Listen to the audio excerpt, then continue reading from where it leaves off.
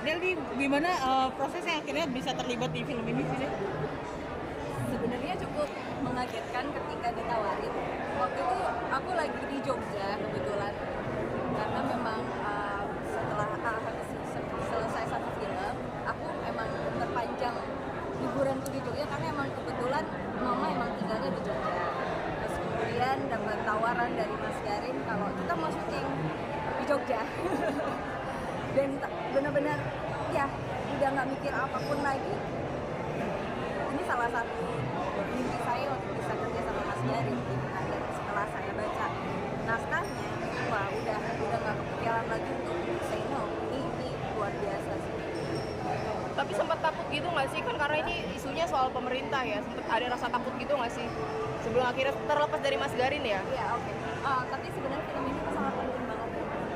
Kalau bukan kita yang ngerjain, siapa lagi gitu. Maksudnya mungkin ini bisa jadi media untuk bisa menyebarluaskan awareness gitu loh, bisa menjadikan dampak positif kepada masyarakat gitu. Jadi ya harapannya sih semoga film ini, cerita ini itu bisa sedikit menyentil orang-orang di atas sana bahwa bagaimanapun yang kalah itu selalu kecil. Dan karakterku sendiri di sini kan kawat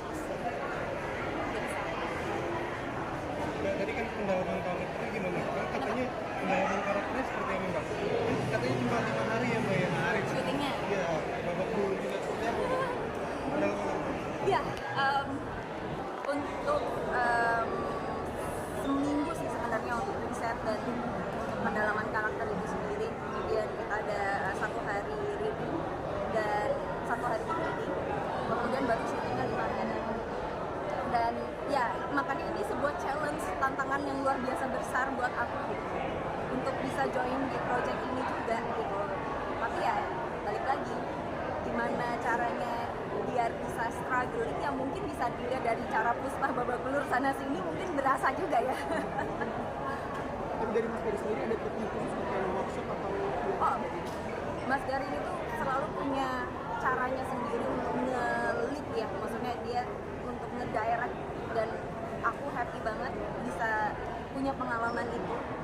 Dan kadang-kadang misal naskah itu cuma 30%, kebanyakan beneran improvisasi, kayak tiba-tiba disuruh nari, tiba-tiba disuruh makan telur. Dan tapi justru dengan treatment seperti itu jadi lebih apa ya, organik buat aku. Jadi ya itu mungkin caranya beliau gitu, dan aku seneng banget sih bisa punya pengalaman yang luar biasa di dalam.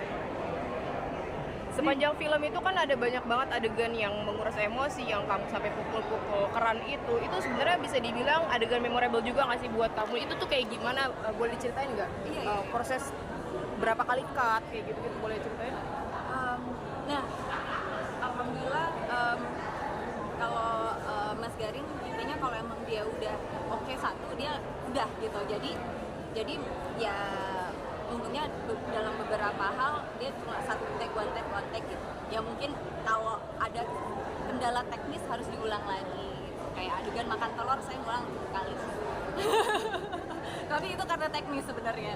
Terus jadi ya pengalaman yang nggak bisa terlupakan sih sudah pasti ya.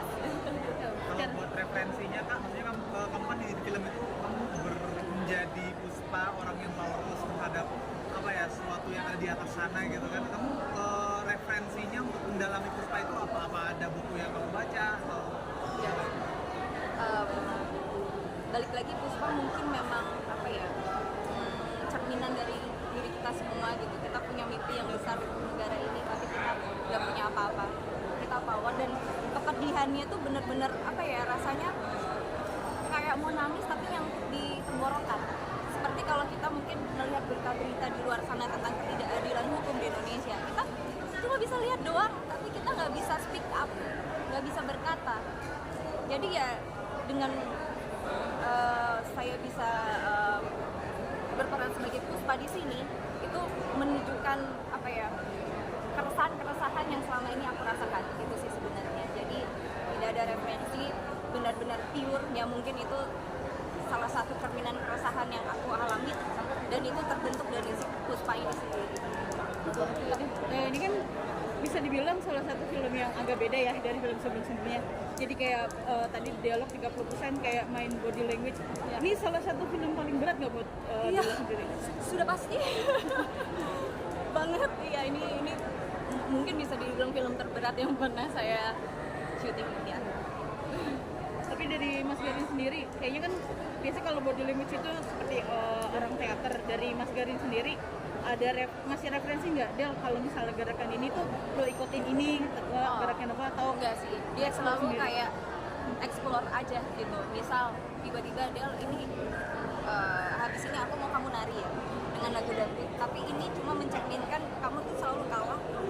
Jadi bebas, silahkan. Jadi adegan tari tadi tidak ada di naskah, tidak ada apapun ya udah biarkan apa yang Puspa alami itu yang ditampilkan. Itu sih.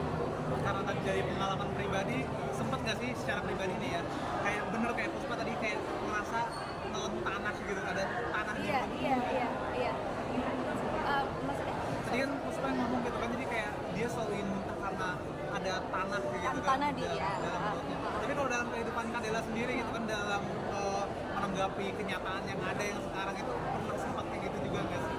ya itu balik lagi mungkin dengan omongan Puspa yang rasanya ada tanah selalu nyekuk lehernya dia, itu kayak kalau kita melihat kasus-kasus hukum di Indonesia ya, atau ketidakadilan hukum apalagi berhubungan dengan rakyat kecil gitu kan, itu pasti rasanya kita pengen teriak tapi nggak bisa, pengen nangis tapi nyangkut di tenggorokan. Itu yang tadi aku bahas. So ya mungkin dari situ perkataan itu sih sebenarnya. Pengalaman pribadinya ya dari situ. Jadi kayak pengen teriak tapi nggak bisa. Pengen nangis tapi nyangkut di tenggorokan. Harapannya dong adalah buat film ini itu gimana? Ya semoga film ini bisa berdampak positif bagi masyarakat, dan semoga film ini bisa jadi sebuah cerminannya atas ketidakadilan hukum di Indonesia, yang supaya mungkin bisa suatu saat bisa jadi adil dan setara untuk semua kalangan.